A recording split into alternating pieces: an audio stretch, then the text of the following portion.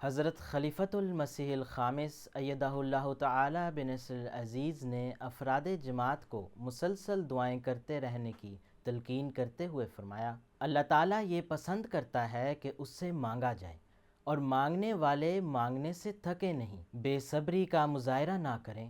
अल्लाह ताला मुख्तलिफ़ रंग में दुआएं कबूल करने के नज़ारे हमें दिखाता भी रहता है। अगर खुदा ताला दुआ के तुफ़ैल वो काम कर सकता है जिनको हम देख चुके हैं कि अल्लाह ताला ने हमारी दुआओं को कबूल करते हुए उनको हमें हासिल करने की या उन कामों को पायाए तकमील तक पहुँचाने की तौफ़ीक अता फ़रमाई,